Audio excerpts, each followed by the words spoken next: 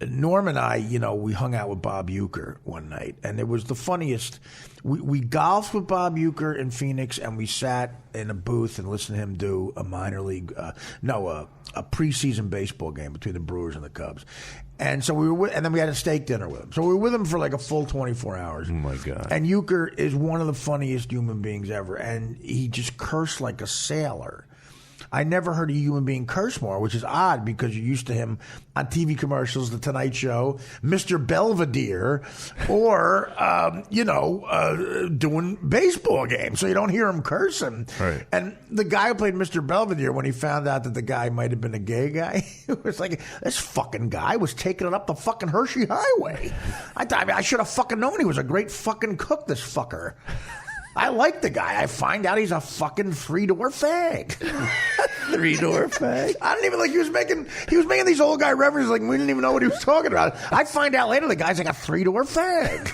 Like a three-door fag. That's probably something that was made up in World War II or something. So here's the story Uecker tells. He goes, so fucking Ken Boyer decides to fucking play a practical joke in Atlanta on fucking Don Drysdale. Now, Drysdale had this chick in Atlanta that was he had chicks all over the fucking country, but this was his number one fucking whore. This was his A-class whore that he fucking loved.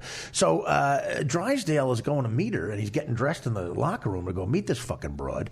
And all of a sudden, two detectives from the Atlanta Police Department come in, and they go, listen, you got to come with us. This chick is fucking underage. And he goes, you're kidding me. I didn't know that. She told me she was she's fucking underage. And they handcuff Drysdale, and he starts bitching like a little fucking broad. He's like, oh, come on. He's practically crying. You can't do this. Take him out to the fucking paddy wagon. And then they say, it's a joke. Ken Boyer's our friend. And he set it up. He told us to arrest you and tell you. So Drysdale's fucking livid. He doesn't think it's funny at all. He's fucking mad, and he vows he's going to get back at the fucking guy. So that's the story we told on Howard. So then we started to tell the last part, and then me and Norm looked at each other and said, maybe we shouldn't tell this because it gets crazy. Like really. So you didn't tell it? We didn't tell it. So now, but I've been thinking about it, and I don't see any reason not to tell it. The person who could get really mad and affect my life is dead. So is that a spoiler if you say it? It's Frank Sinatra. Oh, okay. So Drysdale played in L.A., so he was friends with Sinatra. Sinatra's a big Dodger fan. So this is how he gets Ken Boyer back, according to Uecker. Okay, so now he's mad at Boyer for playing that practical joke on him, that, the chick was underage. Right. So he goes, so they get the fucking Drysdale calls up Sinatra and says, we got to fucking do something to get this guy back. And Sinatra goes, I got just a thing to fucking do. So Ken Boyer gets done playing an away game in L.A., and he's walking out to his fucking car, and these two fucking goons get him, and they put a bag over his head, they tie him up, and they throw him in the fucking trunk of a car. They drive him out to the fucking desert.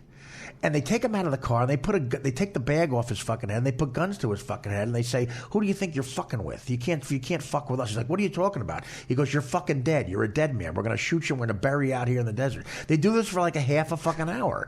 And Boyer's like crying. He's shitting his pants. For a half a fucking hour they do this. And then out of nowhere they go, we're just fucking kidding you.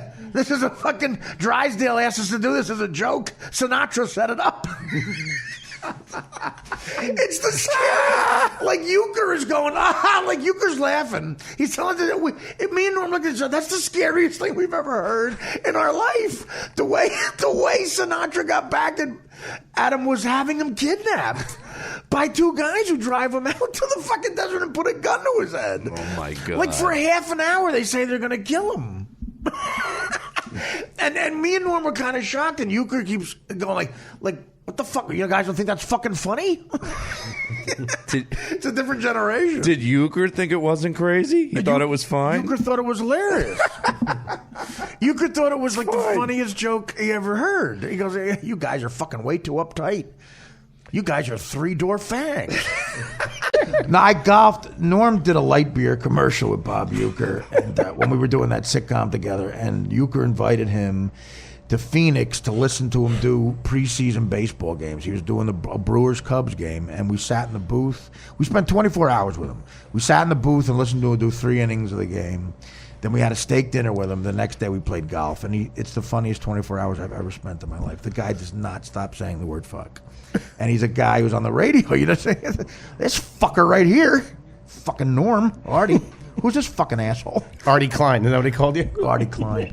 He got mad because I told the story on Letterman, and he called up Norm and said, that Artie Klein's a little short on material. What? Did you see what happened to him over the weekend? Uecker? Yeah. What happened? He got caught. He's 91. I hope he's all right. He got caught and locked in the Brewers broadcast booth because the handle broke. He's 90. And He's still doing Brewers games. They had to get a ladder to get him out. You're kidding. No. He had to climb down a ladder at 90? Shit. That's great, though. He's still doing Brewers games. He's like 90 years old. Well, I told you, the story, I've told it before. This is what I told on Letterman and Howard, but he had a cough button. And when you hit the cough button, you're not on the air. You know, your mic goes dead. So it was like watching a fucking jazz musician. The rhythm was unbelievable. He would see a hot chick in the crowd, and he would hit the cough button. Like in the middle of a play, he would just hit it. And, but he said like old guy shit about chicks.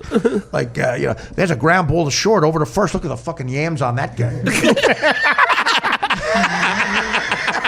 Look at the fucking yams on that game. Over to first base, 2 down. It was just a great old time guy to listen to. Bob Uecker told me and Norm Macdonald that he was doing a Monday Night Baseball game in 1977, and Billy Martin called up to the booth and asked Uecker if he wanted to go out with him and his new girl. And Uecker said, yeah, so we get in the fucking limousine. We leave Yankee Stadium. We drive 2 seconds around the block, and out walks a 16-year-old Puerto Rican Jew chick that Billy was fucking.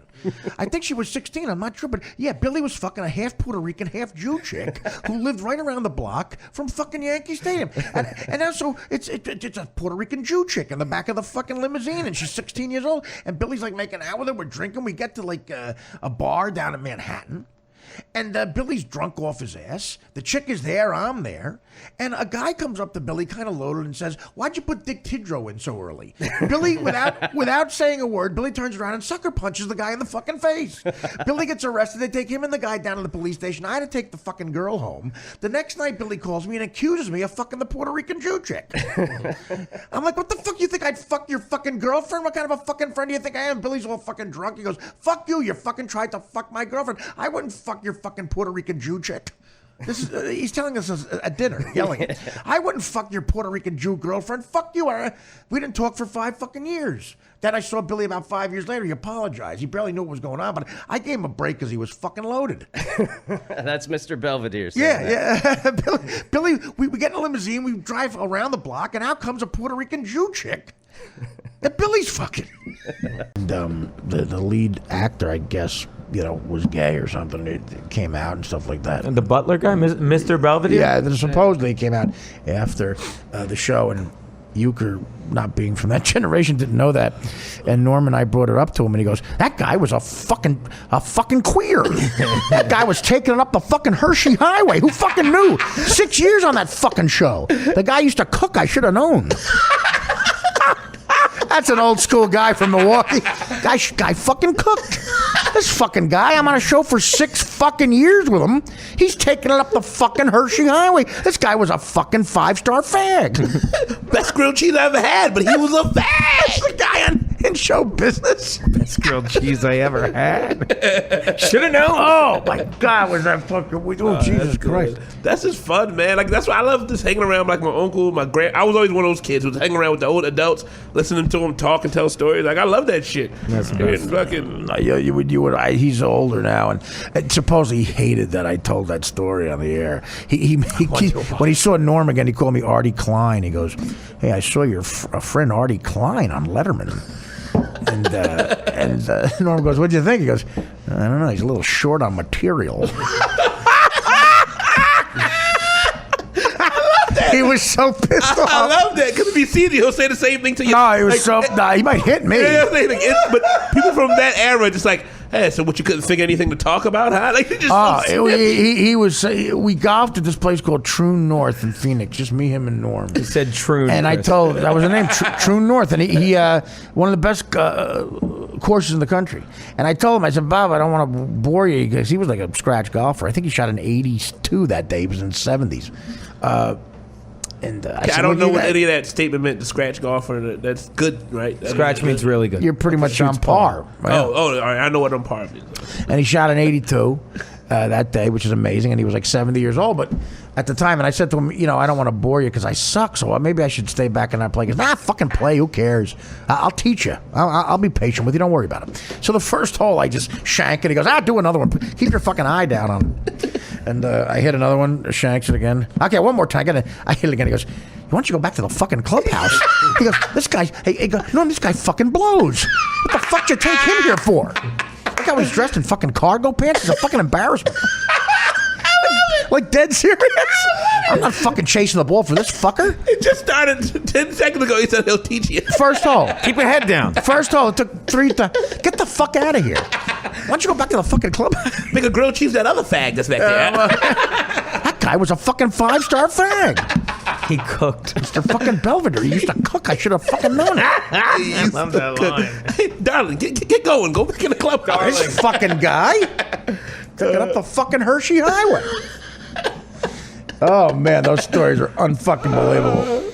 Yeah, he was a whopper, man. He was fantastic. Then there were a group of people. There was like 2 women and 2 men, couples golfing, and they were taking forever. And Uecker got all mad at him, and he's like, "Hey guys, what the fuck are you doing out there? Could you move a little bit? We're trying to golf." And Norm's across the green, and he goes, what are they doing up there? He goes, I don't know, maybe it's a gang fuck. And they completely hurt him. They look at him, you're terrible. They realize it's Bob Uecker and it's awkward. I don't know, Norm, maybe it's a gang fuck. And by this time I was just caddying and making him sandwiches. Go back to the fucking clubhouse and get us a sandwich or something. God, do you fucking blow? I mean, you keep shaking this, but how's your rump roll sandwiches coming along? Come on, get out of here. When there was a lot of chicks in a bar, he would do like the opposite thing. He goes, that bar's got a lot of cock in it. We didn't know what that meant. He was being ironic, maybe. Instead of pussy, he said cock. That bar's got a lot of fucking cock in it. I saw your friend Artie Klein. Played for like 15 years, hit, I think, 14 home runs, hit like 210. Terrible kid. I guess, defensively, he wasn't bad. I think Mackie Sasser was the worst. Well, not worse than Uecker, stats-wise. Mackie Sasser, yeah, that was a shithead. An ex-Met. Yeah. So anyway, Bob Uecker. Those are a couple of stories I never even told. It's a great story. Because I was afraid to, but he's older now. And I'm getting a little short on material. I'm not fucking living in L.A. You picked me up at the fucking Hyatt. The asswipe. The Klein Quitter podcast. Yeah. This fucking Artie Klein, dickhead. What the fuck's he talking about? Fucking ruining my gig. Saying I'm cursing. He's telling people I'm cursing in the fucking booth. He's going to ruin my fucking endorsements. Every other word was fuck. I never heard a human being curse as much. That's amazing. Norm and I were offended. What the fuck is your fucking problem, dude? Look how fucking... Dude, you're tubby, man. Does that old fit your cargo pants? You're on a fucking golf course. Have some respect. Keep your head down. Hit another one. Hit another one. Hey, why don't you go back to the fucking clubhouse? You're bringing us all down. He goes, you're a bit of a downer. What the fuck? We're trying to have fun out here. The sun is out. You look like you're about to die. Who the fuck wants to look at you? Go get us a sandwich. Norm and I'll golf.